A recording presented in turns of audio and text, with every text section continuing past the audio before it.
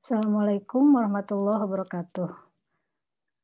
Selamat berjumpa kembali dengan saya, Neneng Yanti. Pada kesempatan ini saya akan menyampaikan materi pada mata kuliah Antropologi Visual, yaitu etnografi foto.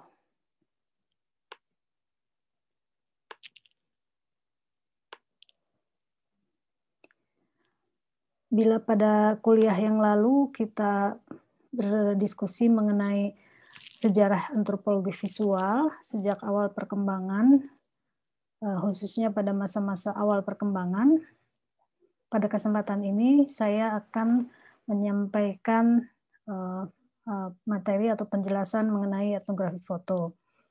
Akan diawali dengan sejarah atau masa-masa awal studi etnografi foto. Kita mengingat lagi definisi dari etnografi foto, bisa dilihat di sini etnografi foto itu dia berarti ada dua komponen ya, ada foto dan etnografi. Saya kira teman-teman sudah paham arti dari apa itu foto dan apa itu etnografi, sudah pernah disampaikan juga di pertemuan yang lalu. Yang pada intinya kalau kita berbicara etnografi itu adalah terkait dengan studi mengenai deskripsi kebudayaan, deskripsi sebuah kebudayaan. Dan pada mata kuliah antropologi, khususnya antropologi visual, istilah etnografi itu pasti akan terus disebut dan digunakan ya. Nah, jadi etnografi foto itu adalah bagaimana kita menggunakan foto untuk merekam dan memahami sebuah kebudayaan, baik dari sisi subjeknya ataupun fotografernya. Jadi kalau di antropologi itu orang yang kita teliti itu namanya subjek ya, bukan objek tapi subjek. Kenapa subjek? Karena mereka adalah orang-orang yang berbicara atau bercerita tentang dirinya, sehingga mereka itu adalah subjek, atau kita juga menyebutnya informan. Sedangkan fotografer tentu saja kita tahu adalah orang yang mengambil gambar atau foto ya. Nah, jadi di sini jelas bahwa dalam studi etnografi foto itu berarti kita menggunakan media foto untuk mempelajari, untuk merekam sebuah kebudayaan. Nah, jadi di sini foto itu menjadi media, menjadi tools ya, menjadi alat yang menggambarkan bagaimana ekspresi, perasaan, dan pengalaman dari peristiwa budaya atau pengalaman kultural selama kita atau seorang etnografer, seorang fotografer berada di lapangan.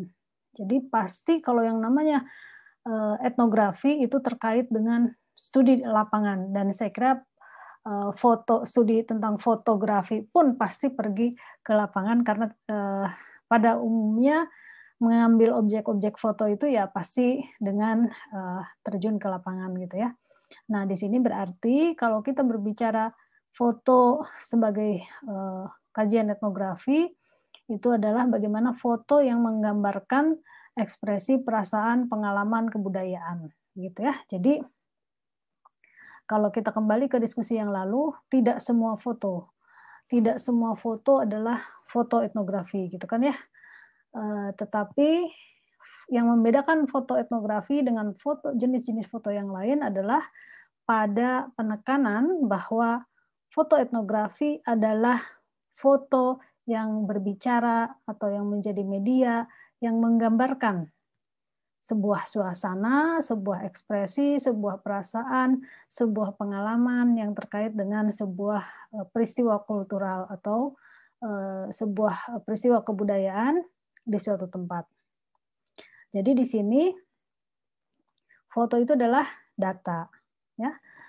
Jadi kita mengambil foto itu dijadikan data. Kalau dalam penelitian pada umumnya orang melakukan wawancara, ya, orang melakukan observasi, pengamatan, hasil wawancara, hasil pengamatan itu adalah data yang kemudian nanti dianalisis, dibuat laporan dan seterusnya. Nah, foto etnografi atau etnografi foto itu menjadikan foto itu sebagai data. Jadi teman-teman pergi ke lapangan, melakukan pengamatan, lalu mengambil gambar. Gambar-gambar yang dihasilkan itu adalah data yang nantinya akan dikaji, dianalisis, dan ada semacam mungkin laporan atau tulisan tentang apa yang tergambar di dalam foto itu. Itu yang disebut esai foto ya. Jadi foto esai atau esai foto itu adalah tulisan yang menggambarkan sebuah peristiwa yang dijelaskan di dalam sebuah foto. Nah, ketika seorang etnografer melakukan kajian etnografi foto, itu berarti fotografer atau seorang yang mengambil foto itu adalah seorang etnografer gitu ya. Jadi tentu tidak semua fotografer itu adalah etnografer, tetapi seorang fotografer yang melakukan kajian terkait kebudayaan melalui foto, maka dia adalah etnografer gitu. Nah, cara yang dilakukan oleh seorang fotografer di lapangan ketika melakukan studi etnografi adalah dengan cara partisipan observer. Apa itu partisipan observer? Partisipan observer itu artinya teman-teman terlibat langsung, turun ke lapangan, memahami budayanya, memahami bahasanya, memahami cara hidupnya, lalu mengamati pola perilaku sehari-harinya. Nah, itu namanya partisipan observer. Jadi partisipan observer itu adalah seorang yang mengamati secara langsung di lapangan penelitian dengan cara terlibat atau menjadi bagian dari masyarakat yang ditelitinya. Jadi dia ikut kegiatan sehari-hari gitu ya. Yang kemudian itu menjadi bentuk-bentuk pengamatan jenis foto seperti apa yang nanti harus diambil, misalnya gitu ya. Saya bercerita tentang teman kakak kelas Anda mungkin ya, jadi karena itu lulusan film yang mengambil S2 pengkaryaan yang diambilnya adalah fotografi, jadi menjadikan foto sebagai studi etnografi. Nah, namanya Irfan ya, jadi Irfan mengambil studi foto sebagai karya etnografi mengenai kopi di Aceh. Jadi tradisi kopi di Aceh, karena kopi di Aceh itu adalah menjadi bagian penting dari kebudayaan. Kopi bukan sekedar komoditas, bukan sekedar produk yang menghasilkan minuman yang diekspor dan seterusnya, tetapi kopi di Aceh itu adalah bagian dari ekspresi budaya. Melalui kopi, kita bisa mempelajari budaya Aceh. Kira-kira seperti itu ya yang dilakukan teman Anda itu. Yang dilakukan kakak kelas, kakak lulusan alumni. Nah, dia melakukan studi lapangan atau partisipan observer itu selama kurang lebih 1 tahun. Dengan kondisi berada di wilayah perbukitan, yang itu di sana banyak gam dan sebagainya. Jadi tantangannya luar biasa, tetapi itulah pilihan seorang etnografer ketika ingin menjadikan foto sebagai karya etnografinya yang menjelaskan satu kebudayaan tertentu, gitu ya. Itu contoh.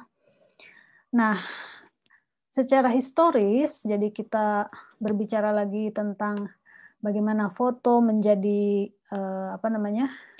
menjadi perdebatan gitu ya.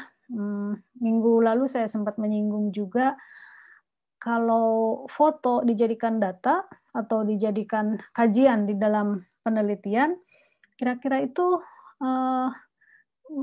sifat alamiah atau tidak gitu ya kemarin gitu ya, atau kira-kira dia mewakili suasana, mewakili subjek, mewakili budaya yang dipotretnya enggak foto-foto itu misalnya gitu ya.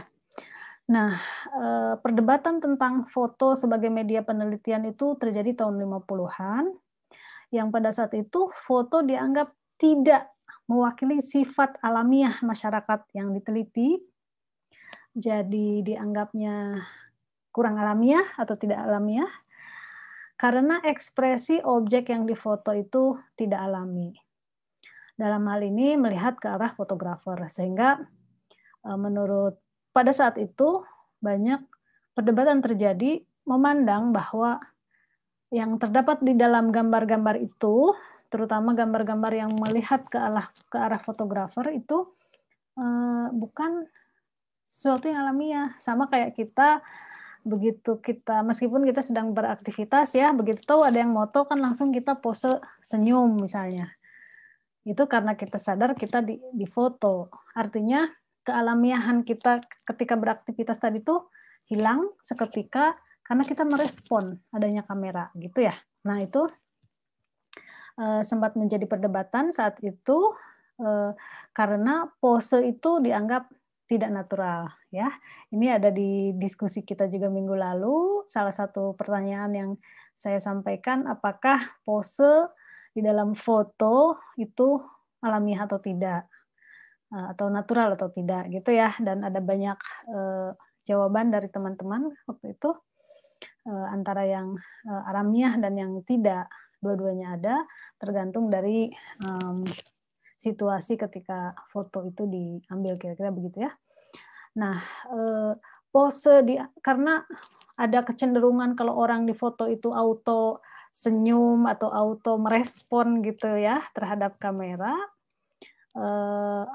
sehingga foto itu dianggap, pose itu dianggap tidak alamiah karena dianggap karena dia tidak alamiah maka dianggap tidak mewakili kondisi budaya yang sesungguhnya. Ibaratnya kalau kita lagi sedih pun, kalau kita lagi jengkel pun, begitu kita melihat kamera di foto itu ekspresinya berubah gitu ya, jadi ekspresi senang misalnya gitu. Nah itu satu perdebatan yang cukup panjang di dalam di antropologi visual khususnya, apakah foto itu mewakili sebuah kebudayaan gitu.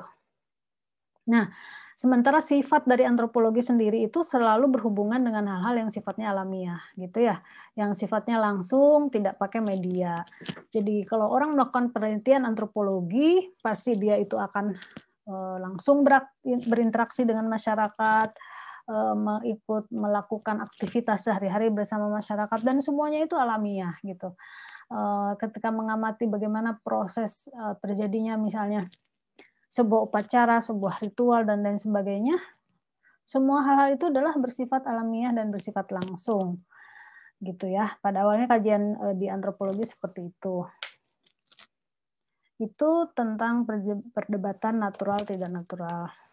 Nah, selanjutnya kita akan kembali melihat sejarah studi awal etnografi foto ya. Jadi kalau minggu lalu kita berbicara mengenai sejarah antropologi visual secara umum, walaupun banyak menyinggung juga perkembangan antropologi foto atau foto etnografi. Pada bagian ini kita akan mencoba mengulas, melihat kembali beberapa bahasan terkait sejarah perkembangan etnografi foto. Yang itu kemunculannya sempat disinggung juga ya minggu lalu, dimulai pada sekitar 1890-an dan pada periode 1950-an. Jadi pada rentang waktu itu adalah mulai dari waktu kemunculan, lalu terjadinya penolakan, dan terjadi kembali penggunaan visual. Pada masa yang sangat awal, 1898, seorang antropolog bernama Alfred Corth Hayden tahun 1898 itu melakukan ekspedisi ke Torres Straits Island. Nah, di situ dia membuat rekaman, baik itu film, foto, maupun rekaman audio. Tujuannya adalah untuk melihat dan membandingkan budaya yang civilized, yang dianggap beradab, dan budaya dari masyarakat pribumi yang seringkali dikategorikan sebagai primitif gitu. Jadi saya minggu lalu juga bercerita bagaimana antropologi itu memang di masa-masa awal, khususnya masa-masa kolonialisme, itu memberikan pembedaan antara pribumi dan non pribumi. Mereka orang-orang yang masih melakukan tradisi ritual yang sesuai dengan yang nilai-nilai yang dianut oleh masyarakatnya, yang berbeda dengan mereka orang Eropa ketika itu disebut dengan masyarakat pribumi yang seringkali dianggap atau diberi label primitif, gitu. Nah, mereka si Hayden ini tahun 50-an, tahun 1898 itu mulai menggunakan, jadi ini masa kemunculan mulai menggunakan film, foto, dan rekaman audio untuk membandingkan budaya antara budayanya orang Eropa, ya, beradab itu berarti budayanya orang Eropa ketika itu, dan masyarakat pribumi yang juga disebut budayanya budaya primitif, gitu. Itu awal kemunculannya. Kemudian 1899 sampai 1930 itu adalah masa lanjutan, masa berkembangnya atau dimulainya secara menggunakan foto sebagai data tadi, sebagai karya etnografi. Itu dipelopori, atau ya pelopornya itu namanya, ini antropolog juga ya, antropolog dari Amerika, namanya Bronislaw Malinowski dan Franz Boas. Nah, keduanya ini menggunakan foto, tetapi fotonya itu bukan dia yang moto, tapi mengambil fotografer lokal atau orang lokal yang memotretkan atau memotokan. Lalu si fotografer itu yang ditugaskan itu memotret budaya-budaya material yang ada pada masyarakat pribumi, kemudian seremoni atau ritual-ritual, termasuk juga gambar-gambar atau potret tentang manusia, ya. Jadi ingat, pada masa itu masih memotret suku-suku pribumi gitu, yang menjadi kajian utama antropologi. Nah, kemudian hasil dari kerja penelitiannya Malinowski dan Boas ini dipamerkan di museum dan menjadi bahan mengajar saat itu. Jadi ini mulai dianggap sebagai pelopor karena membawa foto atau menggunakan foto pada ranah akademik, termasuk juga untuk keperluan dokumentasi di museum, ya. Nah, jadi dalam kaitan ini Franz Boas itu sebenarnya kalau di dalam antropologi foto atau antropologi visual itu dianggap pelopornya Boas. Kemudian nanti diikuti oleh muridnya, diantaranya yang populer karena dia melakukan penelitian di Indonesia, namanya Margaret Mead. Jadi Margaret Mead ini antropolog Amerika yang sudah kita singgung juga minggu lalu ya, tentang suami istri yang namanya Margaret Mead dan Gregorio Bateson yang melakukan penelitian di Bali, dan dia terbilang pelopor atau yang pertama kali mengambil puluhan ribu foto. Lalu foto-foto yang dihasilkannya diterbitkan atau dipublikasikan dalam sebuah buku berjudul A Balinese Character. Jadi buku itu adalah buku yang berisi foto-foto sekaligus deskripsinya atau penjelasannya. Nah, ada perkembangan menarik pada tahun 50-an yang sempat juga tadi saya singgung di awal, bahwa pada periode ini terjadi penolakan terhadap bentuk-bentuk visual, sensori, dan praktik dari visual itu sebagai metode. Jadi pada tahun 50-an para antropolog berdebat bahwa yang tadi sudah saya ceritakan di awal, foto itu dianggap tidak merepresentasikan kondisi yang sesungguhnya, sehingga sebagai data dianggap kurang kuat karena tidak mewakili tidak alamiah tadi gitu ya. Jadi ketika media dalam hal ini media berupa visual dijadikan alat untuk melakukan penelitian, mereka yang tidak sepakat menganggap bahwa visual itu apa namanya sulit dijadikan sebagai metode gitu ya. Jadi itu adalah masa-masa terjadinya penolakan.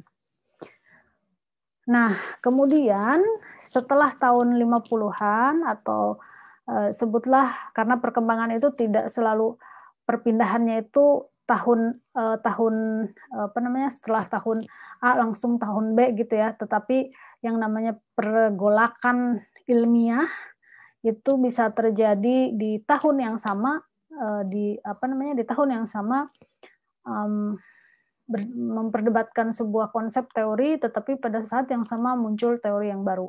Nah, seperti tadi kalau yang tadi itu kan tahun 50-an itu masih terjadi perdebatan gitu. Nah, tapi di tahun 40-an atau lebih tepatnya menjelang tahun 40-an,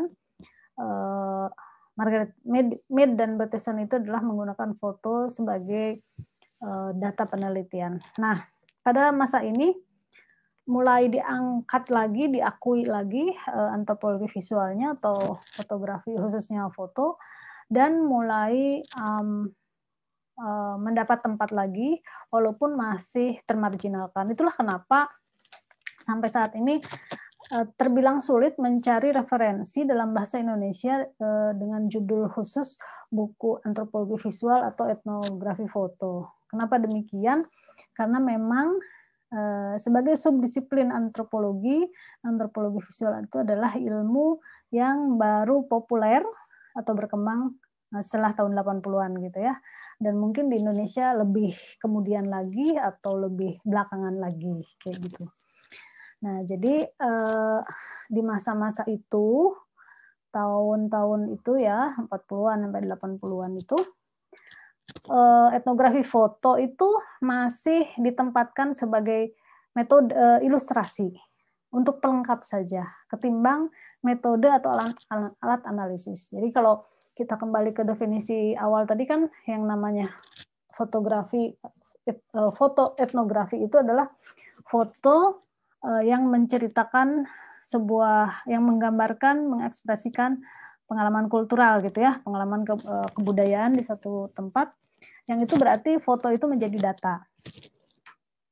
Data yang kemudian dianalisis. Nah, pada tahun 40-an, 50-an, apa namanya, foto karena tadi ya ada perdebatan berupa penolakan, foto lebih dominan sebagai ilustrasi.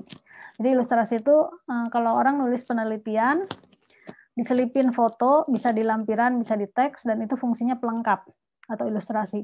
Kalau pelengkap itu, ketika fotonya dihilangkan, itu tidak mengubah isi dari tulisan. Jadi tulisannya tetap bunyi, tetap bisa dipahami. Itu kalau foto sebagai ilustrasi. Jadi foto sebagai ilustrasi itu, kalaupun misalnya tidak dipakai, foto itu dibuang, tidak mengubah isi dari tulisan. Nah, tetapi yang kedua itu, foto itu sebagai data. Kalau foto sebagai data, dia bukan ilustrasi, tetapi metode atau alat analisis. Artinya, kalau foto itu dihilangkan, tidak akan terjadi peristiwa analisis, karena foto adalah komponen utama atau data.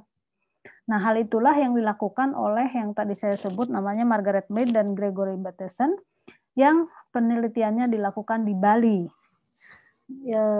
Dia menggunakan foto itu sebagai metode, tidak lagi sebagai ilustrasi. Jadi bisa dibilang meskipun penelitian ini dilakukan di akhir tahun 30-an ya, menjelang tahun 40-an, tetapi mereka sudah menjadikan foto itu sebagai metode utama. Visual, dalam hal ini dalam bentuk foto dan film, itu sebagai metode utama. Ya, sekali lagi, ada foto sebagai ilustrasi, ada foto sebagai data atau metode. Nah, antropologi visual itu berbicara tentang bagaimana foto itu menjadi data atau menjadi metode. Nah, seperti yang dilakukan oleh Mead dan Bateson pada masih sangat awal, sehingga dia dianggap sebagai pelopor yang menggunakan foto sebagai metode analisis. Gitu ya. Jadi pada periode ini 40-an tahun ini antropologi visual itu ada, diakui lagi meskipun termarginalkan. Termarginalkan itu pertama banyak perdebatan, yang kedua informasinya tidak tidak cukup misalnya memadai gitu, dan seterusnya. Artinya adalah ini adalah masa-masa bagaimana antropologi visual berkembang ke arah yang lebih yang lebih lengkap, yang lebih baik lagi. Meskipun perdebatan tentang foto sebagai data itu atau sebagai metode masih ada atau masih muncul. Nah, ini setelah tahun 80-an atau tahun 80-an sampai sekarang lah kira-kira begitu ya. Jadi pada tahun 80-an setelah sempat terjadi penolakan pada tahun 50-an disebut sebagai masa krisis representasi dan penetapan kembali visual dalam antropologi.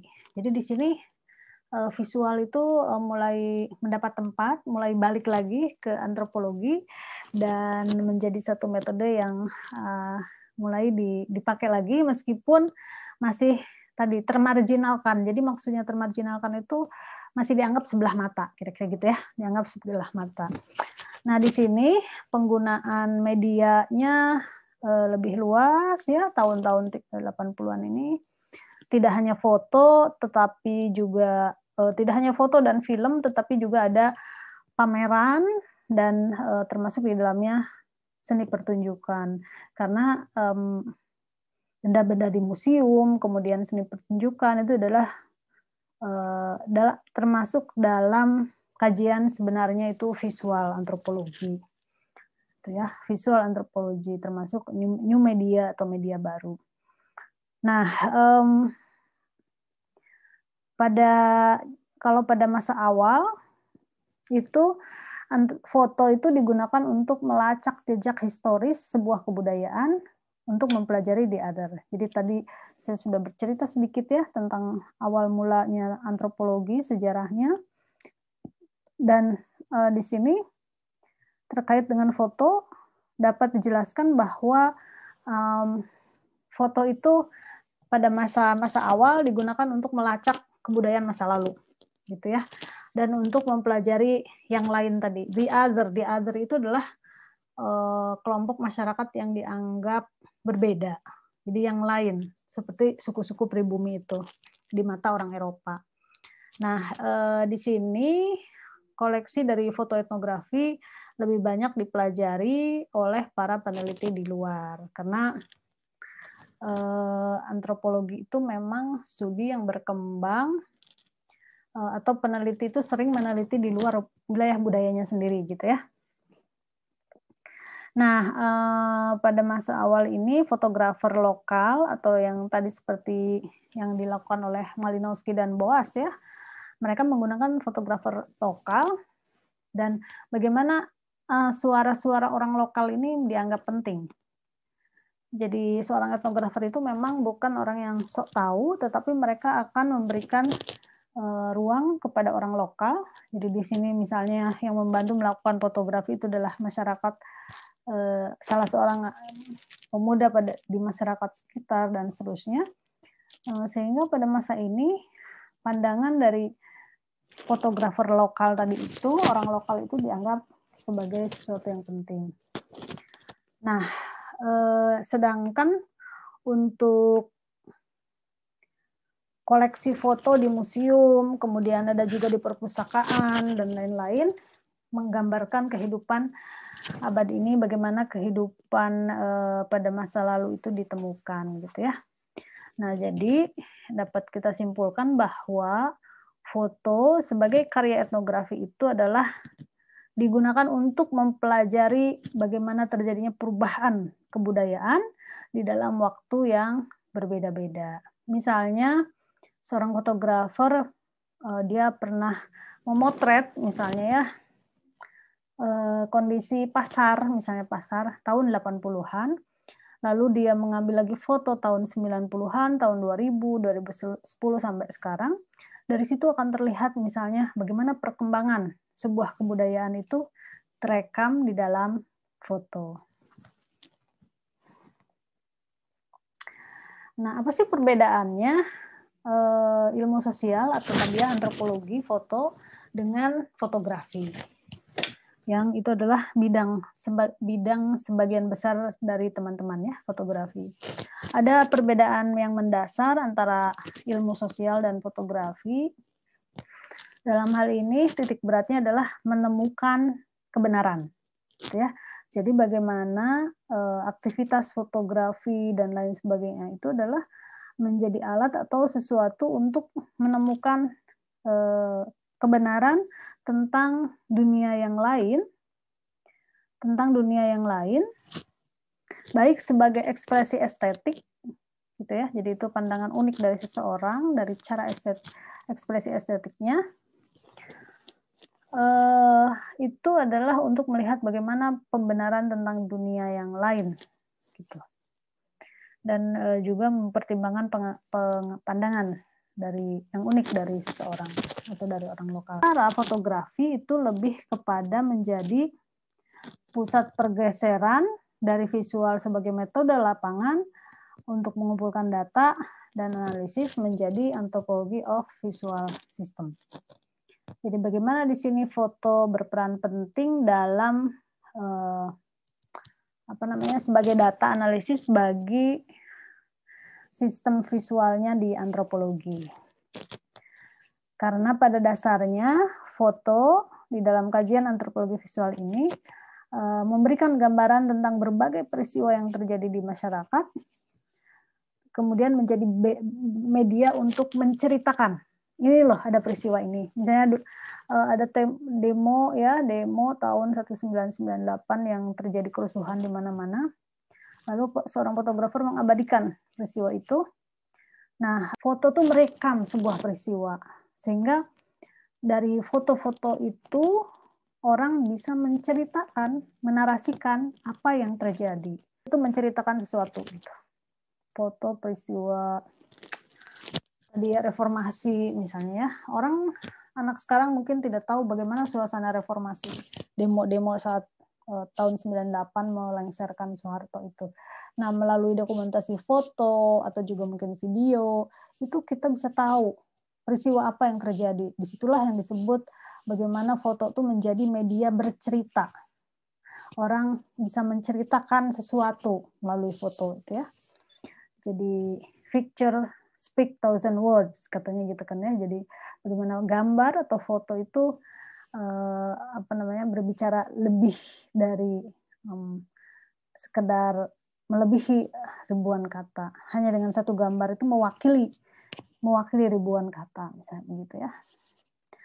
Nah, ini adalah contoh dari studinya Margaret Mead dan Gregory Bateson di Bali pada tahun 1936 sampai 1939. Jadi pada masa itu tahun 36 dan 38 Mead dan Bateson itu penelitian di desa namanya Bojonggede, itu di Bali.